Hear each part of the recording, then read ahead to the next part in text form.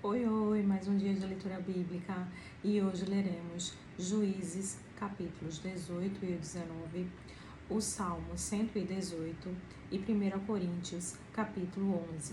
Amém? Antes de iniciar, faz uma oração, fala com o Senhor, pede discernimento e compreensão da palavra. Amém? Vamos lá? Naqueles dias não havia rei em Israel, e nos mesmos dias a tribo dos Danitas buscava para si herança para habitar. Portanto, até aquele dia entre os tribos de Israel não lhe havia caído por sorte sua herança. E enviaram os filhos de Dan, da sua tribo, 5 homens dentre eles, homens valorosos, de Zorá e de Estaol, a espiar e reconhecer a terra, e lhes disseram: Ide, reconhecei a terra. E chegaram à montanha de Efraim, até a casa de Mica, e passaram ali a noite. E quando eles estavam junto da casa de Mica, reconheceram a voz do moço, do levita, e dirigindo-se para lá, lhe disseram: Quem te trouxe aqui? Que fazes aqui? E que é que tens aqui? E ele lhes disse: Assim e assim me tem feito Mica, pois me tem contratado, e eu lhe sirvo de sacerdote. Então lhe disseram: Consulta a Deus, para que possamos saber se prosperará o caminho que seguimos. E disse-lhes o sacerdote: Ide em paz, o caminho que seguis está perante o Senhor. Então foram-se aqueles 5 homens e chegaram a Laís, e viram que o povo que havia no meio dela estava seguro, conforme ao costume dos sidônios, quieto e confiado. Nem havia autoridade alguma do reino que, por qualquer coisa, envergonhasse alguém naquela terra. Também andavam longe dos sidônios e não tinham relação com ninguém. Então voltaram a seus irmãos, a Zorá e a Estaol, e seus irmãos lhes disseram: Que dizeis vós? E disseram: Levantai-vos e subamos contra eles, porque examinamos a terra, e eis que é muitíssimo boa. E vós estareis aqui tranquilos? Não sejais preguiçosos em irdes para entrar a possuir esta terra. Quando lá chegardes, vereis um povo confiado, e a terra é larga de extensão, porque Deus vô-la entregou nas mãos, lugar em que não há falta de coisa alguma que há na terra. Então partiram dali, da tribo dos Danitas, de Zorá e de Estaol, 600 homens, munidos de armas de guerra. E subiram e acamparam-se em Kiriat-Jearim, em Judá. Então chamaram a este lugar Maané-Dan, até o dia de hoje. Eis que está por detrás de Kiriat-Jearim. E dali passaram a montanha de Efraim e chegaram até a casa de Mica. Então responderam os 5 homens que foram espiar a terra de Laís e disseram a seus irmãos: Sabeis vós também que naquelas casas há um efode, e terafins, e uma imagem de escultura e uma de fundição? Vede, pois, agora o que haveis de fazer. Então se dirigiram para lá e chegaram à casa do moço, o levita, em casa de Mica, e o saudaram. E os 600 homens que eram dos filhos de Dan, munidos com suas armas de guerra, ficaram à entrada da porta. Porém, subindo os 5 homens que foram espiar a terra, entraram ali e tomaram as imagens de escultura, o efode e os terafins e a imagem de fundição, ficando o sacerdote em pé à entrada da porta, com os 600 homens que estavam munidos com as armas de guerra. Entrando eles, pois, em casa de Mica, e tomando as imagens de escultura, e o efode, e os terafins, e a imagem de fundição, disse-lhes o sacerdote: Que estás fazendo? E eles disseram: Cala-te, põe a tua mão na boca, e vem conosco, e ser-nos por pai e sacerdote. É melhor ser sacerdote da casa de um só homem, do que ser sacerdote de uma tribo e de uma família em Israel? Então alegrou-se o coração do sacerdote, e tomou o efode e o terafins e a imagem de escultura, e entrou no meio do povo. Assim viraram e partiram, e os meninos e o gado e a bagagem puseram diante de si. E, Estando já longe da casa de Mica, os homens que estavam na casa junto à casa de Mica reuniram-se e alcançaram os filhos de Dan e clamaram após os filhos de Dan, os quais viraram os seus rostos e disseram a Mica: Que tens, que tanta gente convocaste? Então ele disse: Os meus deuses que eu fiz me tomastes, juntamente com o sacerdote, e partistes. Que mais me resta agora? Como, pois, me dizeis, que é que tens?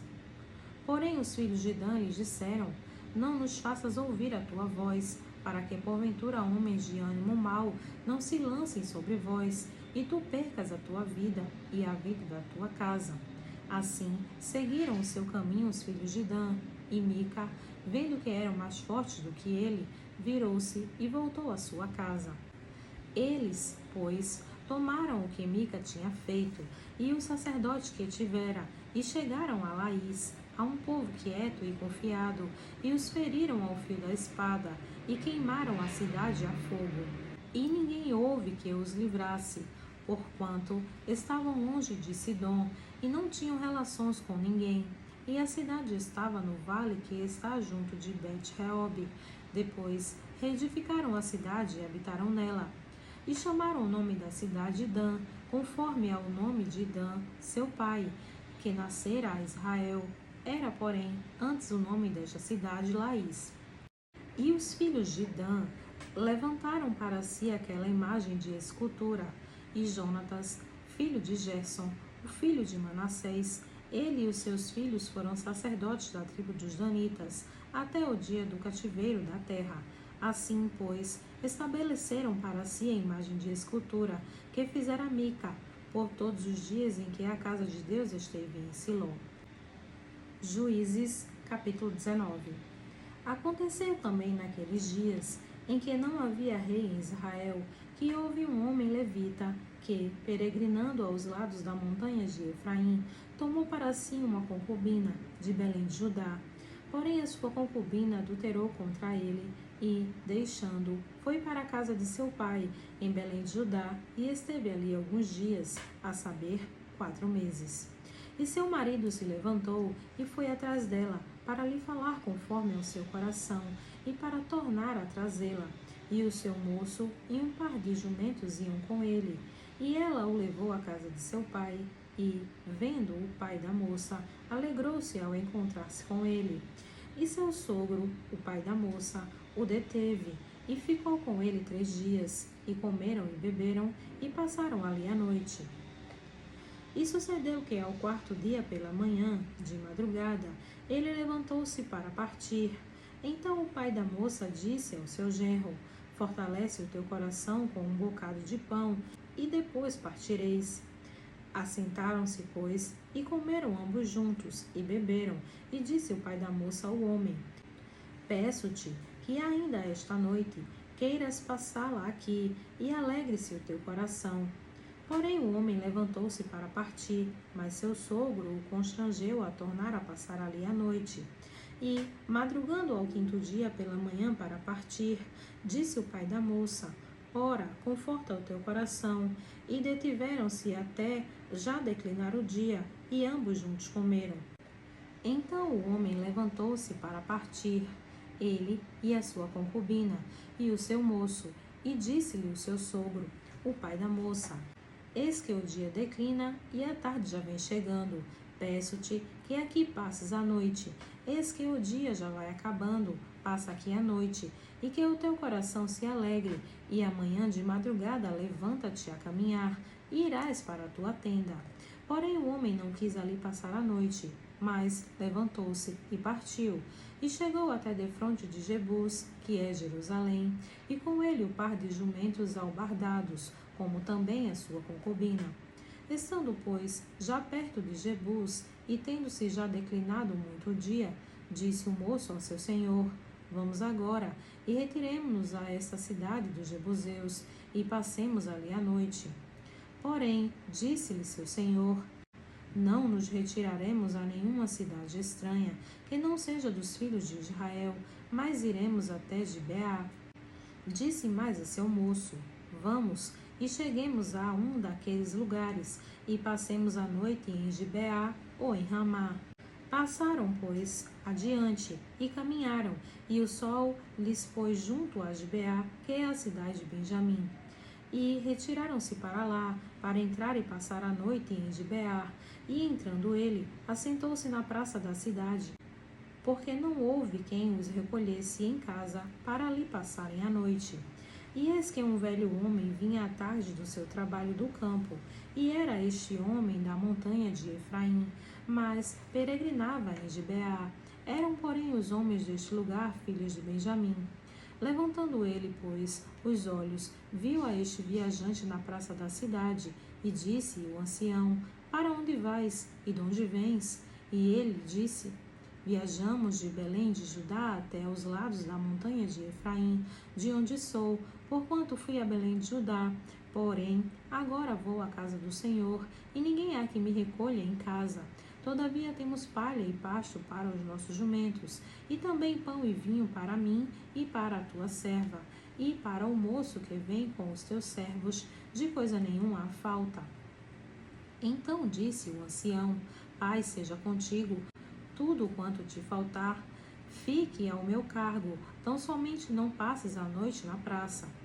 E levou a sua casa, e deu pasto aos jumentos, e, lavando-se os pés, comeram e beberam.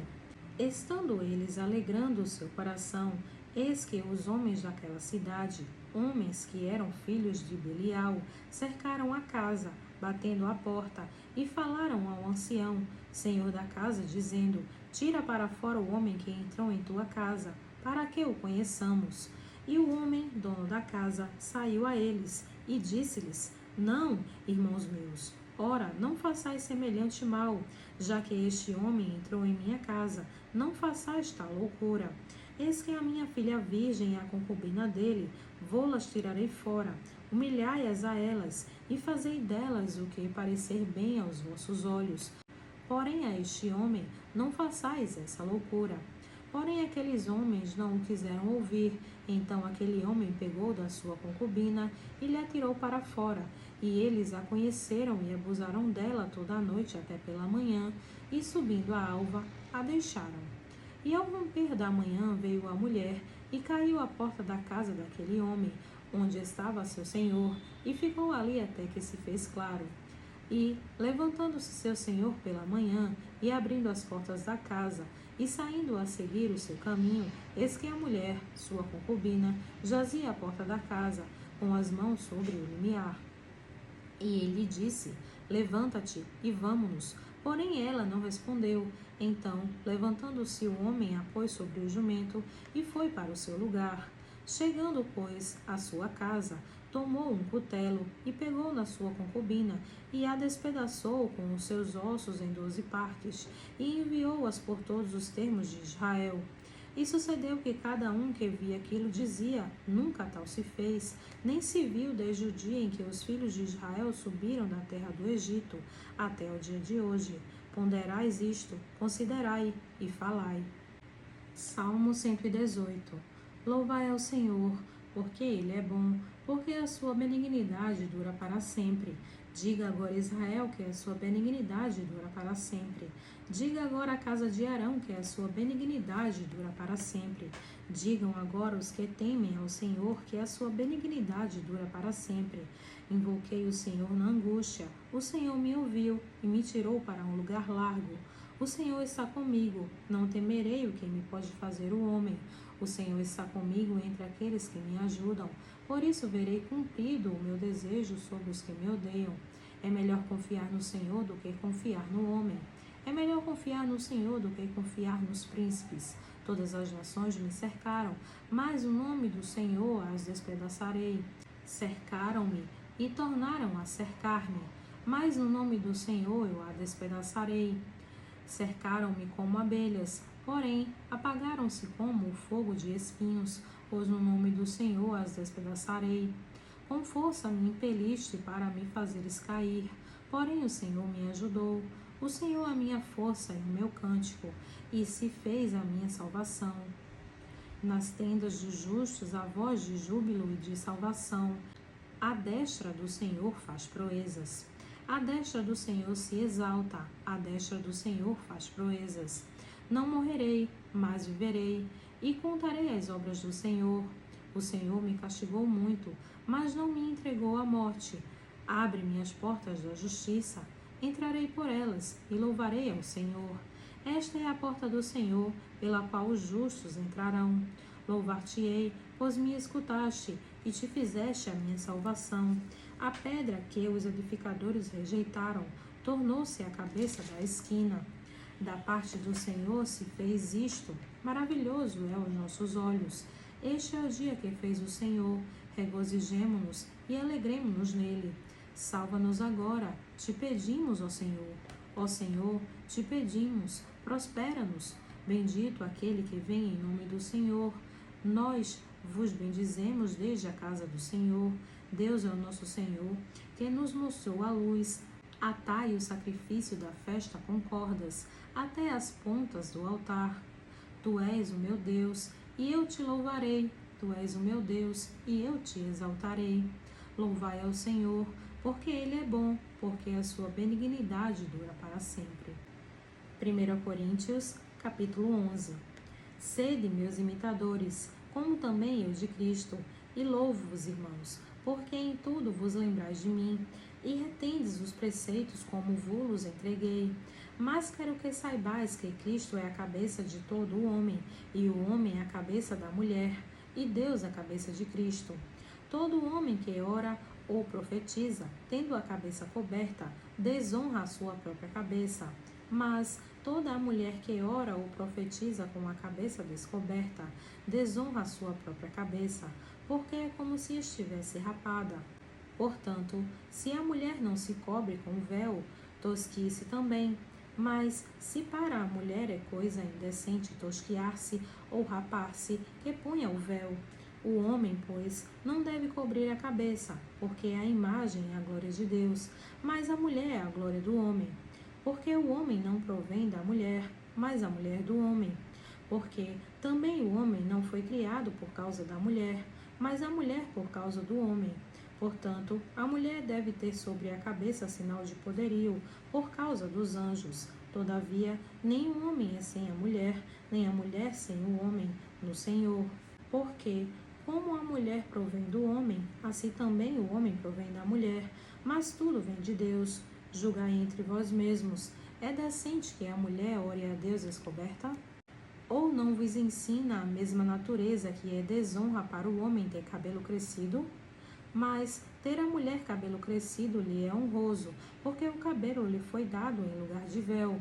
Mas, se alguém quiser ser contencioso, nós não temos tal costume, nem as igrejas de Deus.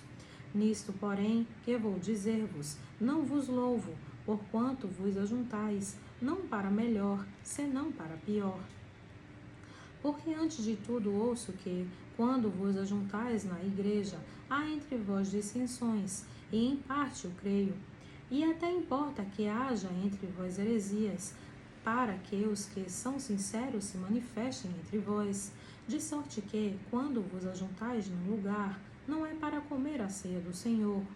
Porque, comendo, cada um toma antecipadamente a sua própria ceia, e assim um tem fome e outro embriaga-se. Não tendes, porventura, casas para comer e para beber? Ou desprezais a igreja de Deus e envergonhais o que nada tem? Que vos direi? Louvar-vos-ei? Nisto não vos louvo, porque eu recebi do Senhor que também vos ensinei, que o Senhor Jesus, na noite em que foi traído, tomou o pão, e tendo dado graças, o partiu e disse: Tomai, comei, isto é o meu corpo que é partido por vós, fazei isto em memória de mim. Semelhantemente também, depois de cear, tomou o cálice, dizendo: Este cálice é o novo testamento no meu sangue. Fazei isto todas as vezes que beberdes, em memória de mim. Porque todas as vezes que comerdes este pão e beberdes este cálice, anunciai a morte do Senhor, até que venha. Portanto, qualquer que comer este pão ou beber o cálice do Senhor indignamente, será culpado do corpo e do sangue do Senhor. Examine-se, pois, o homem a si mesmo, e assim coma deste pão e beba deste cálice. Porque o que come e bebe indignamente, come e bebe para a sua própria condenação, não discernindo o corpo do Senhor. Por causa disto, há entre vós muitos fracos e doentes, e muitos que dormem. Porque, se nós nos julgássemos a nós mesmos, não seríamos julgados. Mas, quando somos julgados, somos repreendidos pelo Senhor, para não sermos condenados com o mundo. Portanto, meus irmãos, quando vos ajuntais para comer, esperai uns pelos outros. Mas, se algum tiver fome, coma em casa, para que não vos ajuntei para juízo. Quanto às demais coisas, ordená-las-ei quando for. Amém.